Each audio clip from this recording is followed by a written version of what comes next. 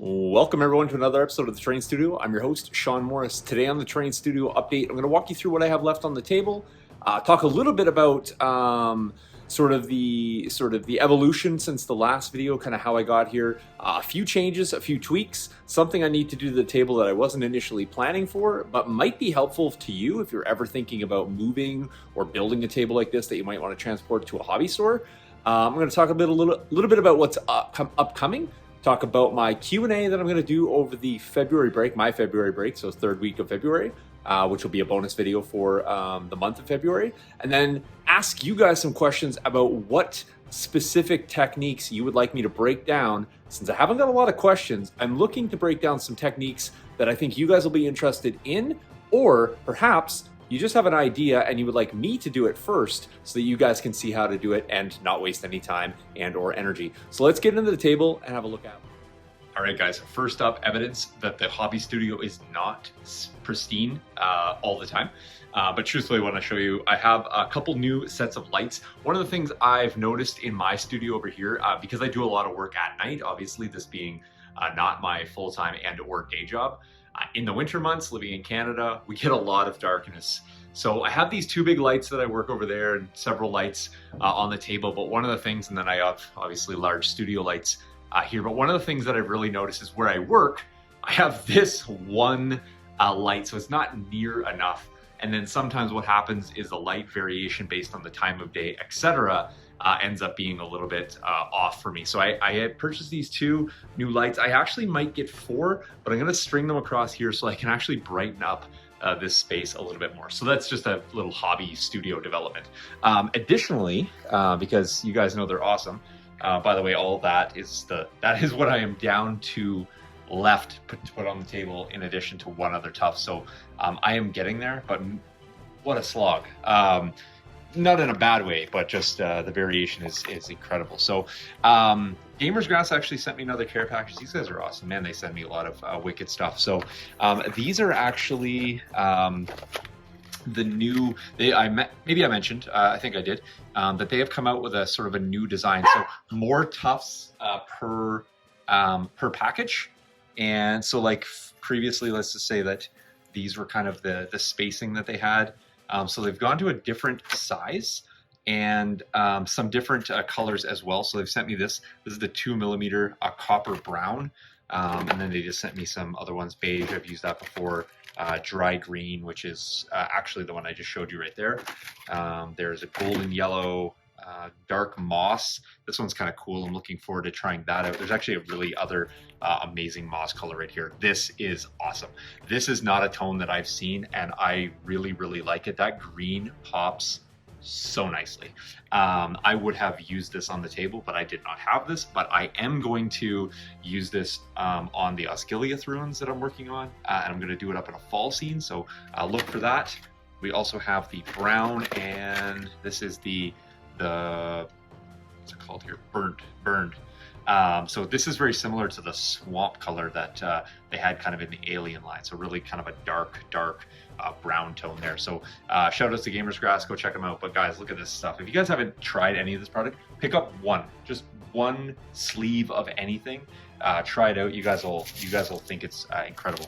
I really love these ones here. So the shrubbery that comes, it's a grass tuff, and then it's kind of laced with a fine leaf that goes on the top. I use these leaves all the time as well.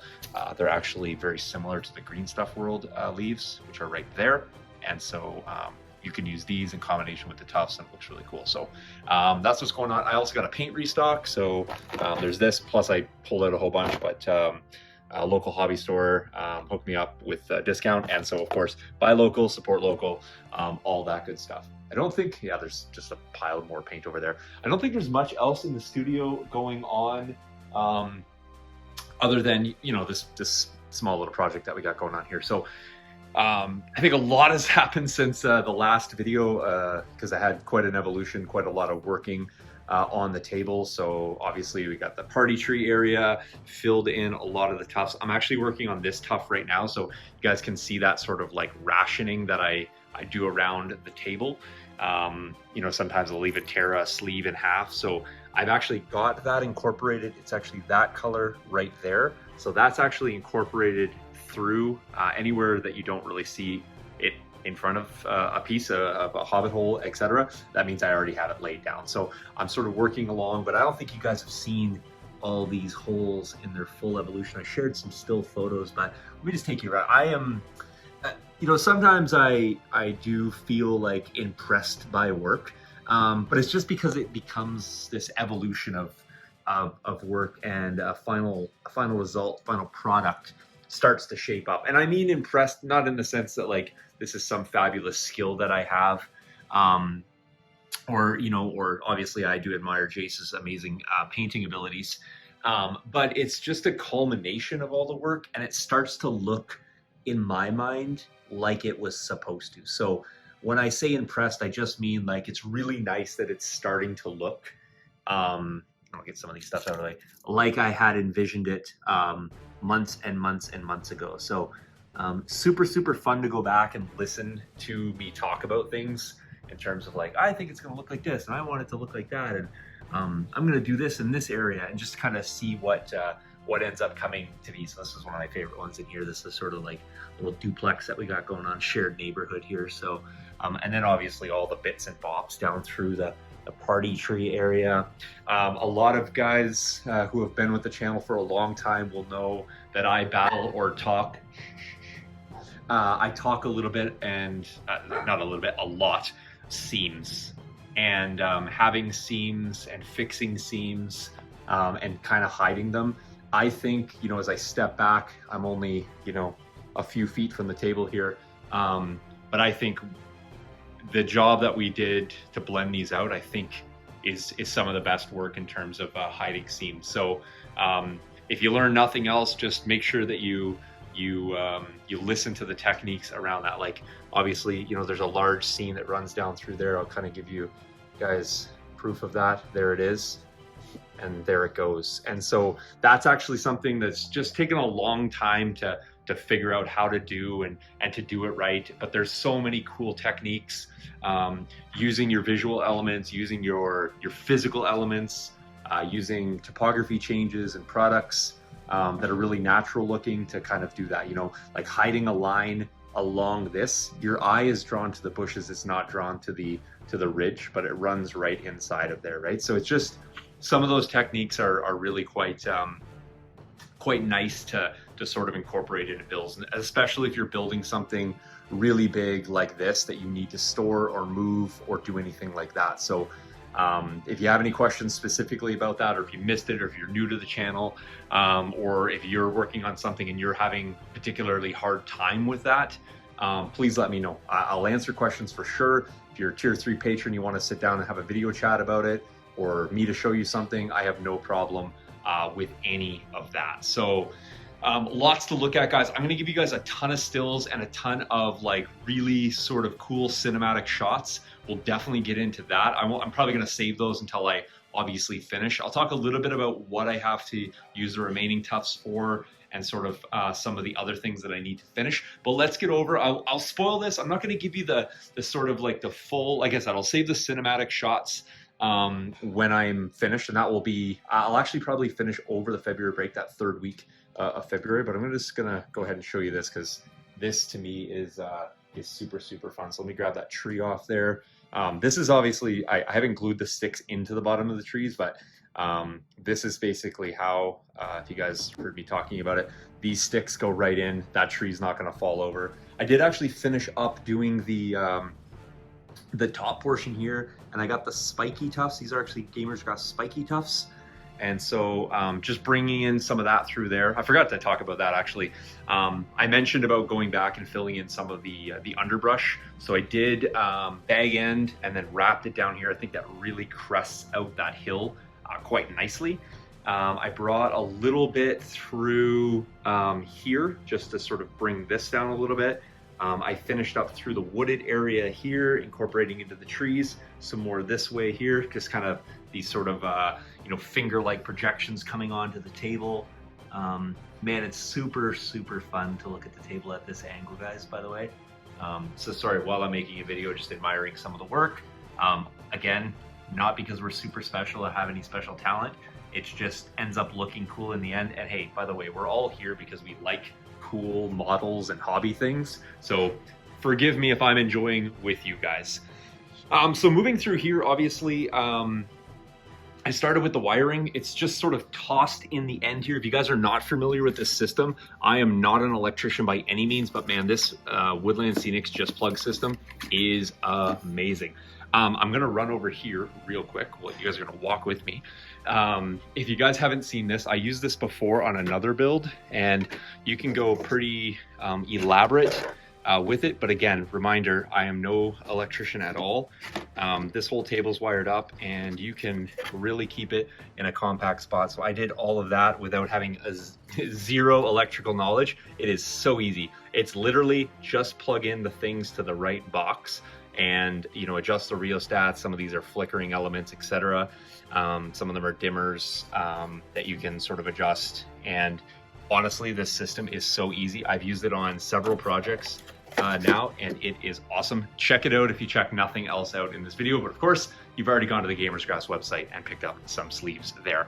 So anyway, I'm just incorporating this down into here. So this is just a switch.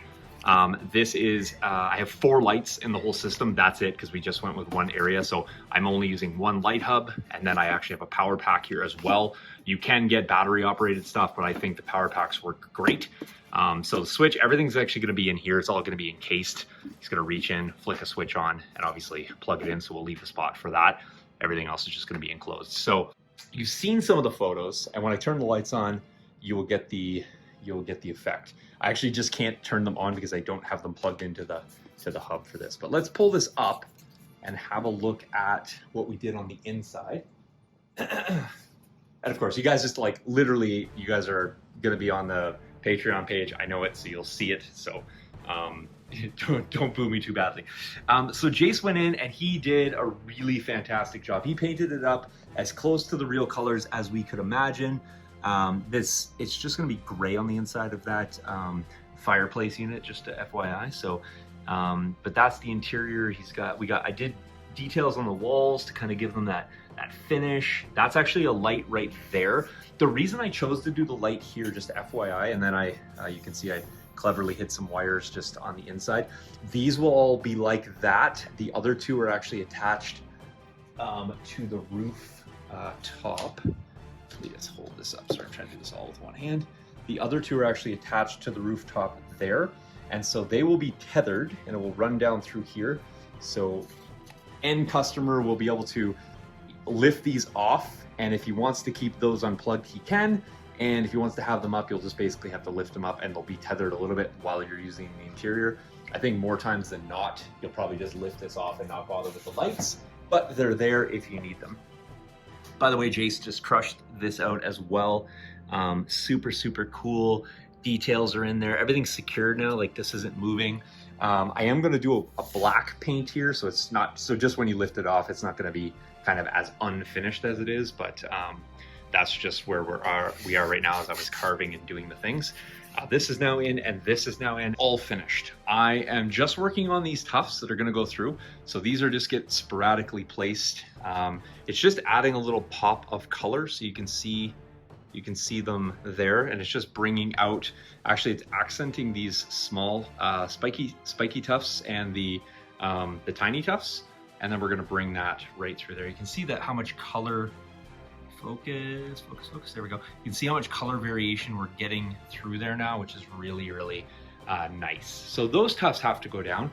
Over here, we have a few varieties. These are actually gonna be for the waterfront, and these are actually gonna accent the waterfront as well. The other ones we have are these sort of olive green or limey green shrubs. They're gonna go down. Probably not gonna use all of them, to be honest. And then some of this dark stuff, I'm just gonna use to accent some shadow areas. So all that's not gonna go down either. So most of these, probably all of these, half of these, and then probably some conglomeration of half of these will go down. So it's not even gonna be all of this. So I am really, really close. All of these will go down on the table. One of the other things that I did, and hopefully you can subtly pick that up, is I did actually bring this down by about 8 different colors just to get the transition down to this dark center. And then likewise on the front, on the waterfront here, think you can see it a bit better. It's a bit more of a harsh color transition here, just because this will obviously be deeper than the shallow pond. What the pond's gonna look like, I have the sample here. Apologies as I walk around. Here is the sample. The reason I did the sample on pure pink foam is I wanted to be able to see the bottom of this and make sure, I'm just gonna set that down, make sure there was no damage caused by the resin on straight foam. Now, I'm obviously not pouring on straight foam. This is actually Sculptamold here, and that's just painted foam over there. But what I wanted to do was make sure that I had no interaction with pure foam, and given that I didn't, I feel quite confident that I'll be fine to pour it on the Sculptamold and onto the foam itself. So I did a pour here, probably about, I'd say maybe an 1/8 of an inch on here. And then after that, I left it for a few days. I then went back in with the Wave product, and I think based on the light, you should be able to pick that up. And what I did that for is it actually just breaks up the crystal clearness of the resin. And that product is actually, I think, we're gonna walk all the way over here. Sorry guys, you guys gotta come look at the shelf. Did I put it on here? Look at that, I actually put something away. So we're actually using this right here. Focus, focus, focus. There we go. The Diorama Effects, it's by Vallejo. You might see this in this is a new packaging for it. If you're getting this stuff, you got to make sure that you're getting the water texture and that it's transparent. If you want to pour, I'm using actually stuff from Michaels, and it's a 2-part epoxy resin. Again, got to walk with me. Sorry guys, this is how it works here in the studio. It's a casting resin, and the reason I get it, it is very economical. And it is also very easy to use because it is a 1-to-1 ratio. There is some other water products you can use. I've actually had great success with that. I have a number of water products over here on the studio shelf. So actually Realistic Water you can use. I have still water as well. It comes in a smaller Vallejo bottle. But that stuff's more, I found the Realistic Water doesn't settle as nicely. It's a little harder to get the bubbles out. And the still water is more for like a puddle effect, not going to be for a thickness pour, which we're doing on here. Another thing you're going to want to know, and I probably should put the cap on this glue over here since it's been open, is you're going to want to have a heat gun of sorts. The heat gun is actually going to be able to take those bubbles out of your resin pour straight away. Now, a lot of people shy away from resin for a variety of reasons. And you guys are going to get a decently long update, of course, as you typically do. That's what you're here for. But a lot of people shy away from resin because they're worried about the runoff or the evenness or having sort of disaster effects. And obviously, I don't want to have any disaster effects at this stage in the table. But I will tell you, one of the things that I have figured out, I've always been a little bit worried about damming on boards. And if you guys, again, I should have given like a trigger warning at this for walking around, but you guys will see this pour over here. I'll show you that. And by the way, that's the crystal clear effect I'm talking about. That pour is probably about 1/4 of an inch thick, and it runs all the way that whole lengthy side. And this actually here is resin. It's not paint. So the resins actually run up onto the beach and then leak through the sand to give an actual sort of wave effect, which was achieved so easily. And it really worked out great. But that was like my first sort of like big resin pour. And I was a little worried about that. I dammed it all up. I plastic carded the sides, and you know, I was all worried about leveling it out and doing all the things. I will tell you right now, I don't have that same worry with this. In fact, how I dammed this out is I actually did it with tape. So I have actually found that this resin in particular, it is nice and thick, very viscous, and I actually dammed off the sides with a piece of tape. And I just ran the tape around this block, and poured the resin and never worried about it at all. I took it off a few days later, and everything was good. Now for this one, conveniently, I have no damming to do at all. I'm gonna do it in a single pour. I'm gonna bring it up and leave it at the level it is. I do have to build the docks, and so they're actually gonna be built, stuck out, and then I'll do the resin pour and bring that straight up. Now this one here, obviously I do need to dam, and what I'm gonna end up doing with this is I'm actually gonna just run the tape along the side, but what I'm then going to do is just put some plastic on the outside of the tape, and then just put some wood blocks, etc., to make sure that I have some rigidity. I just don't want to have a wavy line, and obviously the tape running that length without any sort of stability. I might get some waviness, but the tape itself, the primary reason I'm telling you that, is it will actually hold the resin in. You shouldn't get any runoff. So if you use painter's tape, run it along your side, you're gonna get a strong enough seal. Do 2 layers if you want, if you're really worried, but you should get a strong enough seal that within 24 hours, that resin will cure. You can peel that off, leave it a bit longer if you want. It's gonna actually set up in about 12, 24, you're good, 48, you're solid. And I probably won't touch it for 72 hours, to be honest, just because I'm then going to come in with the stipple effect for the water, the waves effect for you. The wave effect is so easy to achieve, and I'll actually show you guys. I'll do another one of these as a test, so if you guys are already thinking about your idea about what you want me to show you, I will do this entire process again. I will show you. I'll actually paint out the bottom too, just this one again as a sample, and I was testing it against the foam for reaction, but obviously I wouldn't probably straight pour this over a pink bottom unless I was going for some sort of like pink water effect. But the nice part about this is you've seen the other example of water. When you add that bit of crystallization to the top, it just sets that water, that wave effect, and it looks really, really good. I achieved this in about 4.2 seconds. And so it's really easy, looks good. But again, hard techniques or cool looking techniques don't have to be hard, nor do they have to take a lot of time. So those are the tips and tricks that I like to kind of share with you guys. So there's a whole bunch of stuff, but I have one more thing that I want to talk a little bit about, and that's about finishing off the edges of this.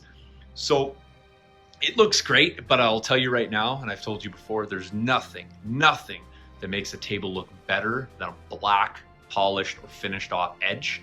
And I want to do that on this table. Initially, I talked about using some corrugated plastic, and I've done that before, but I decided, and I was able to source, which I typically have not been able to, but I've actually been able to black plastic card. This stuff's black throughout, which is really nice. More importantly, that means when you cut it, it's still going to be black on the inside.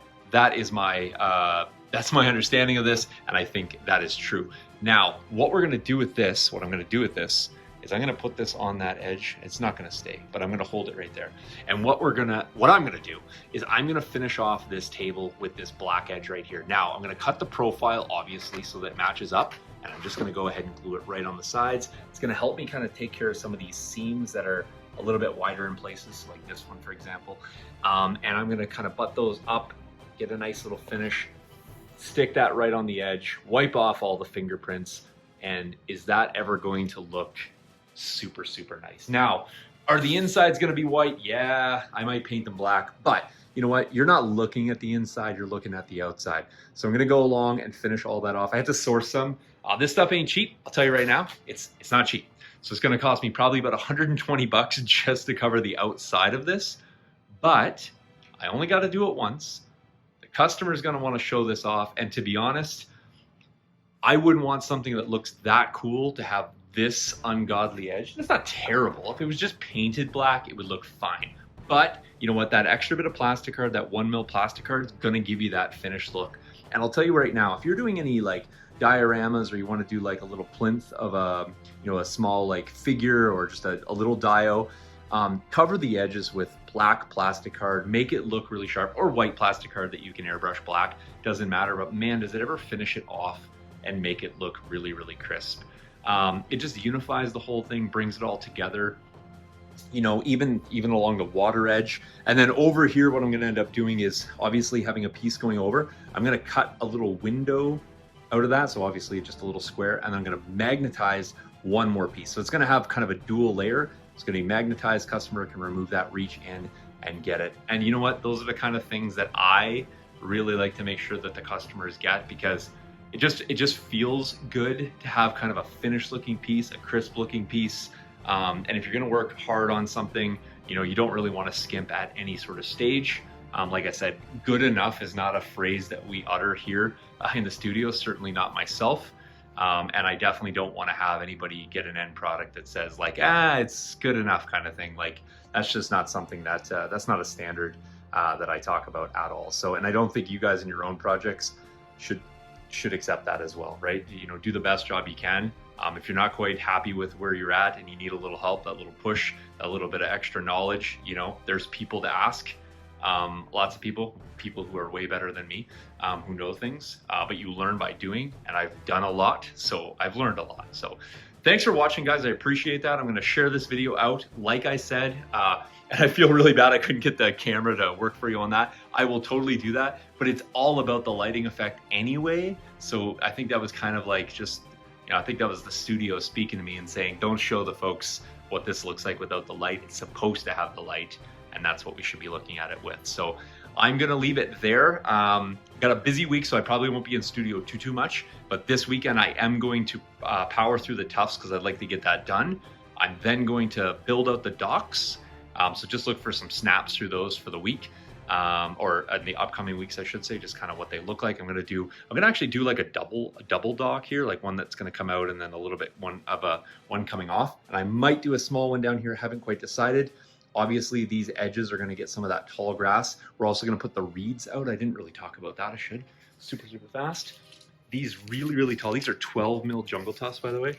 They're going to sort of extend out into the water to kind of give a sort of a little bit of a weed bank, and just sort of finish that off to give it kind of a cool look and a lush sort of marshy type area, and we'll do a little bit of that along the front as well. So there you guys have it. That's as big of an update as I could give you. All the things, the final photos, the shots with the hobbits, all that sort of stuff. That'll come, and you guys will get that. Customer was supposed to come and pick this up. Small change of plans. I'm now packing this. That's fine. What I will do is I'm going to show you guys how I'm going to do that, and I think, just foreshadowing, I think you guys are going to underestimate how delicate and how safe I need to pack this. I'm not suggesting in the least that I'm going to go skimpy on it or that I'm like not going to pack it well, but I'm just going to tell you right now, I think you guys think that I'm going to have to be way more delicate with these than I'm actually going to be, because despite looking at it and it looks like it's got some fragility to it, I think it's actually a little bit more robust than people give it credit for. Not you guys, but I think at first glance, I think people think that it might not be a war gaming table. Looks a little bit like a Dio. Probably does. It's still a war gaming table built for war gaming by a war gamer. So I will assure you it should hold up. So thanks for watching, guys. I really appreciate it. I appreciate your patronage. Thanks for sticking with me. Invite some people over. I love that too. And if you guys got questions, if you're on tier 3, hit me up. I owe you time. I'm here for you. Thanks for watching, guys. Catch you in the next one. Cheers.